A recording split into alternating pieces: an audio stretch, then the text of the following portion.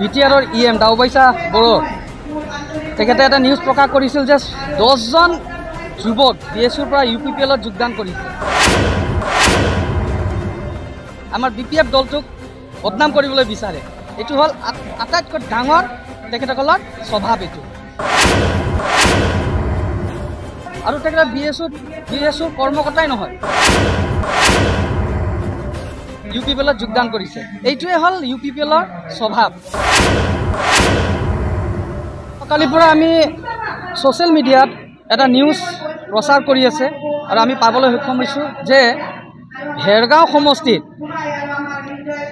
আমাৰ যি 32 নং ভেৰগাঁও সমষ্টিৰ আমাৰ বিটিআৰৰ EM দাওবাইছা বড়ো তেখেতে এটা নিউজ প্ৰকাশ কৰিছিল যে 10জন যুৱক BSUৰ পৰা UPPLত যোগদান কৰিছে।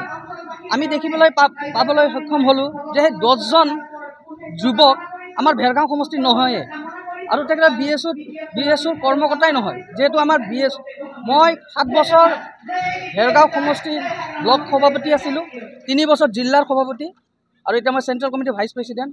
মই ব্লকৰ সভাপতি আমাৰ ৰিঞ্জয় বড়োক সুধিলোঁ, আমাৰ জিলাৰ সাধাৰণ সম্পাদক আছে দেৱজিৎ, তেখেতক সুধিলোঁ মই।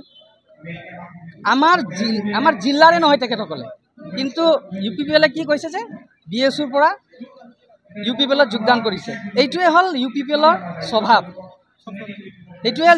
স্বভাৱ। তেখেতৰ মিছা কথা কৈ আমাৰ BPF দলটোক বদনাম কৰিবলৈ বিচাৰে। এইটো হ'ল আটাইতকৈ ডাঙৰ তেখেতসকলৰ স্বভাৱ এইটো।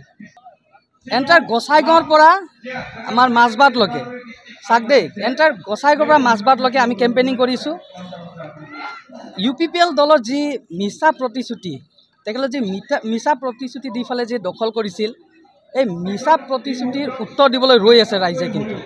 আৰু এই মিছা প্ৰতিশ্ৰুতিৰ উত্তৰ দিব ছেপ্টেম্বৰ মাহত, যোনটো BTC নিৰ্বাচন, তেতিয়া তেখেতসকলে উত্তৰ পাব। কিন্তু ৰাইজে ৰৈ আছে তেখেতক উত্তৰ দিব। তেখেতসকলে যি মিছা প্ৰতিশ্ৰুতি দি ফালে চৰকাৰ গঠন কৰিছিল, যি বছৰত 1 লাখ যুৱক যুৱতীসকলক সংস্থাপন দি বুলি কৈছিল, কিন্তু এতিয়ালৈকে কোনো সংস্থাপন পোৱা নাই।